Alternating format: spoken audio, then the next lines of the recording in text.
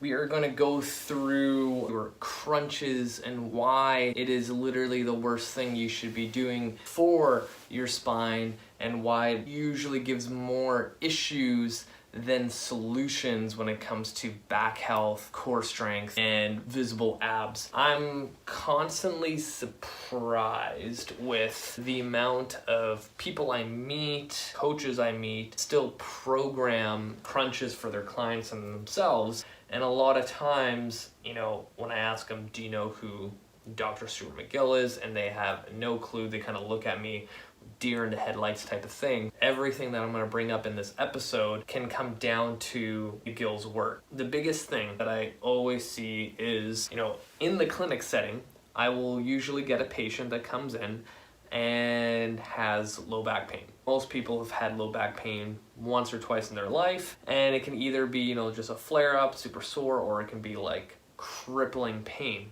And a lot of times, the first thing I'll ask is, what do you do for exercise? Start naming off what they do, and I ask, okay, specific exercises, and most of the time they'll say crunches. And I'm like, okay, are you doing crunches? And they're like, oh, I want a six-pack, I want to work on my core. Okay, so now I know this person doesn't really understand the concept of a core, and that's something that we need to understand. So what does your core do? And essentially, if you look at the way it's designed, it's supposed to resist force in all multiple directions. So if I am sitting here in front of you right now, and I have this force coming here to push me over, all of my core musculature is built to resist that to keep me upright. And what that is I'm fighting anti-lateral flexion. So if I look at what my spine can do, which is flexion, extension, and rotation, and lateral flexion on both sides, then I can train it that way. If I am constantly just doing crunches, one, we already have a problem. Let's set aside why crunches are shitty for your spine. You ask an average person, what do you do for core work?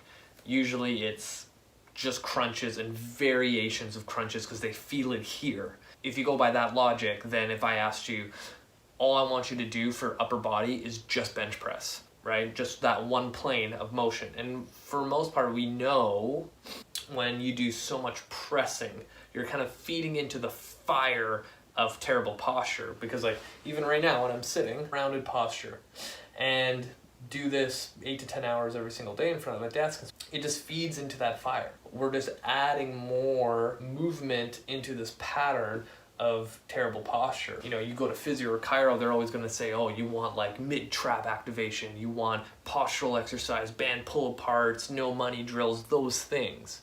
But when it comes to okay, I'm going to work on my core, I'm going to do this over and over and over and over again. That doesn't really make sense, right?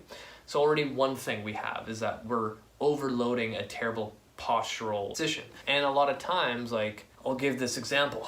If I'm sitting like before, we can probably agree that this is bad posture because one, we're feeding into the fire of what we're doing all day, and two, that any posture that's prolonged for too long is bad posture. But we can probably all agree that this is bad posture. What's the difference of me going on my back in the gym and doing this, right? If you think of that side by side, if I had a photo, it's the same thing. So without realizing it, you're actually making your posture worse.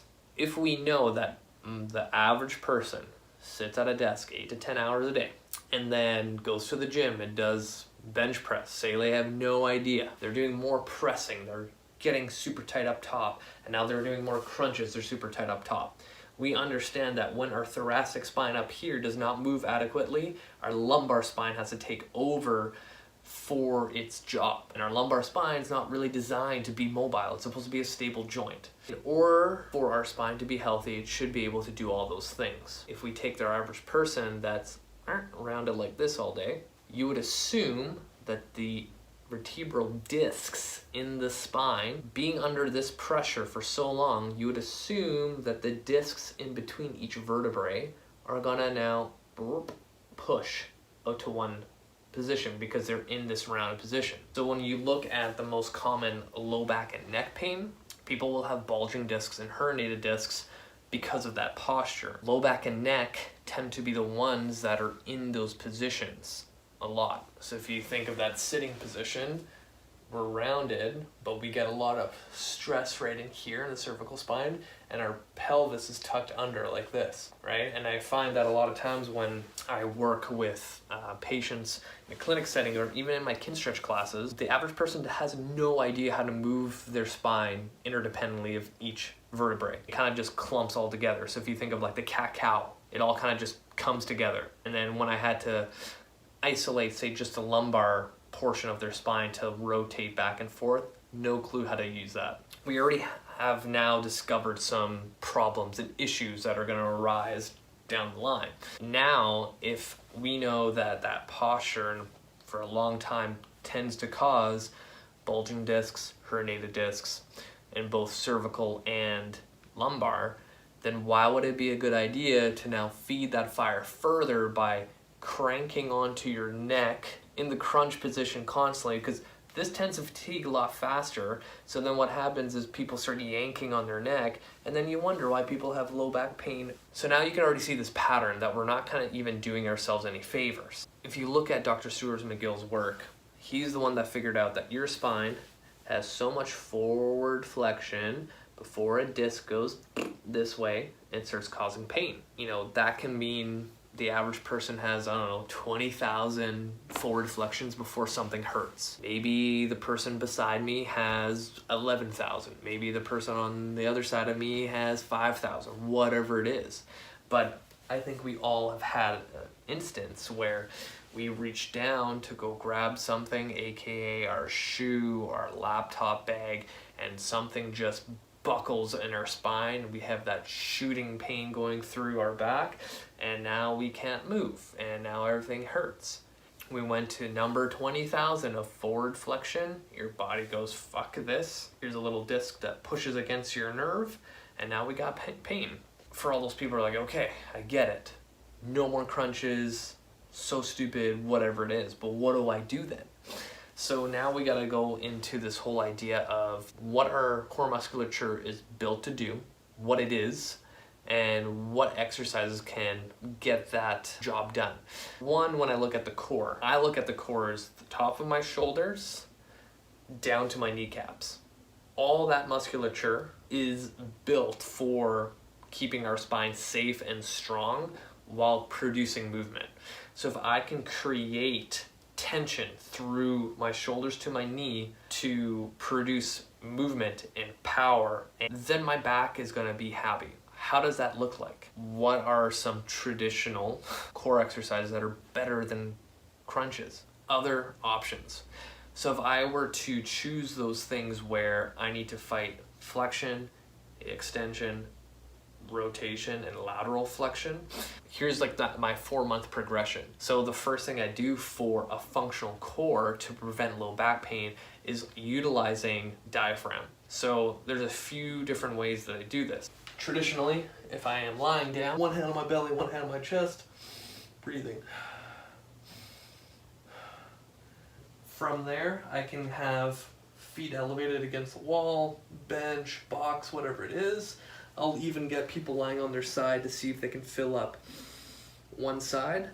If you see an asymmetry from left to right, then you already know there's an energy leak. And I've seen this with patients too with low back pain, is that they'll be able to expand their diaphragm from one side and the other it's like zero activity. And I'm like, well, no wonder that when you go into a gym setting or a class or whatever it is and you're required to create stability, aka safety, around your spine, and one side of your diaphragm can't expand to create that, well, no wonder you're getting injured. I also do a breathing assessment. One, just like how I showcased, is just the breathing pattern of the diaphragm compared to the chest, side lying on one side, side lying on the other side. And then the last one is if I was lying down on my belly, and then forehead is on my, hands, forearms, whatever it is, and I'm trying to breathe my belly into the ground, and if I can see an elevation, hopefully you guys can see it.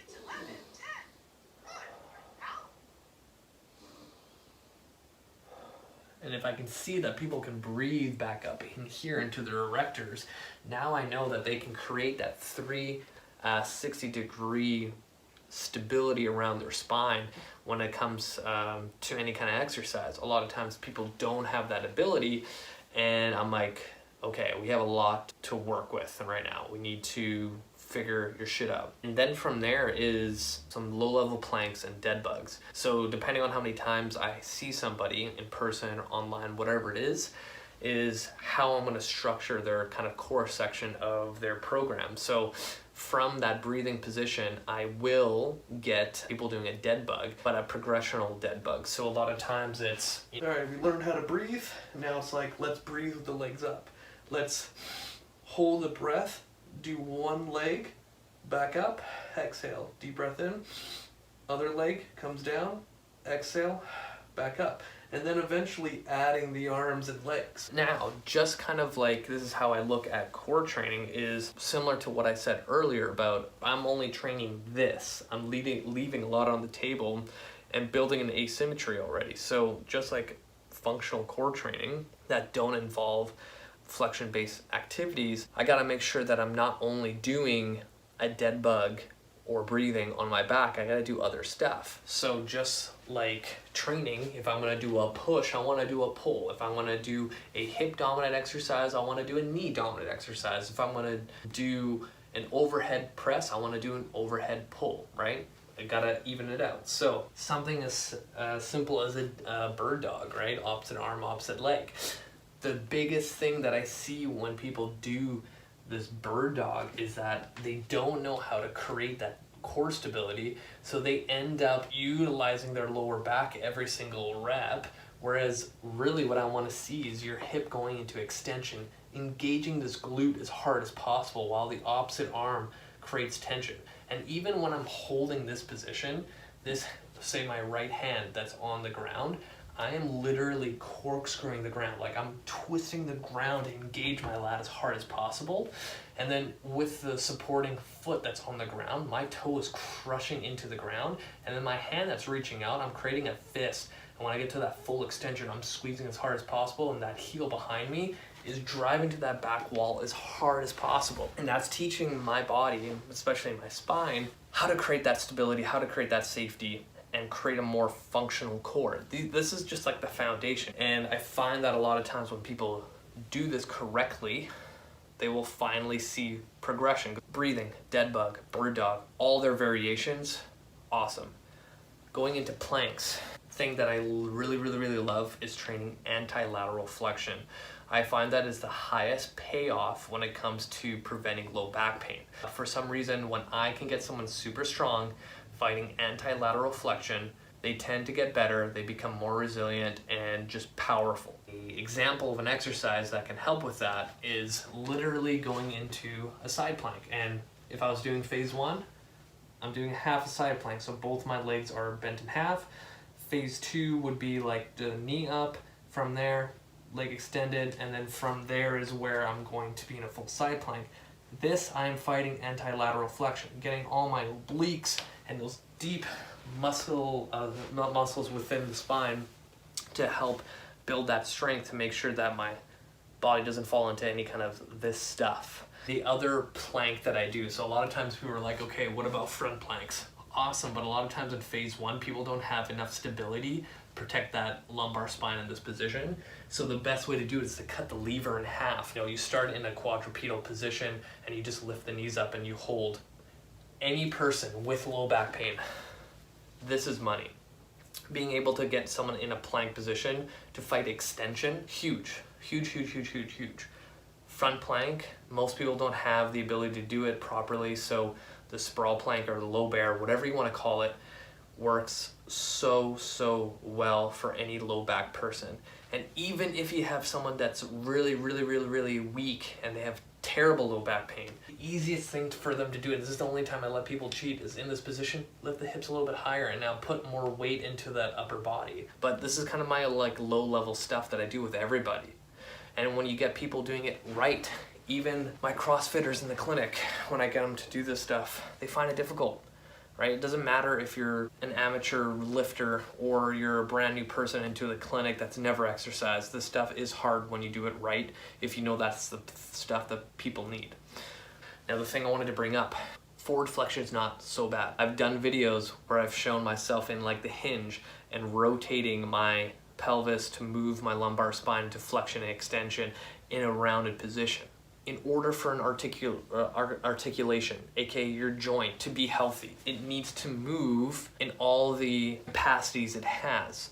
So if my shoulder only does this on a cell phone or this on a laptop, and my arm going up to grab a cup out of the cupboard, all that other stuff that my shoulder can do, and I'm performing a shoulder car right now, gets tight, gets stiff, and then it doesn't move, and the joint itself becomes sick. It doesn't have the nutrients it needs to be able to move freely like this, right? So just like your spine, if I never put it into flexion, eventually those articulations that allow you to go into flexion is not going to be healthy. It's not going to move the way it should. If you're an individual with a history of low back pain, probably at that moment, not the best idea to go into flexion, but you can retrain yourself to do it to make sure you don't get into pain. I'm gonna end it there so you guys can think about this stuff and see where your gaps are in your core training. And if you have any feedback, questions, like let me know, hit the comments. If you're watching this on YouTube, subscribe to my channel. I have a lot of stuff on there that people need to watch. Thank you guys. Until next time.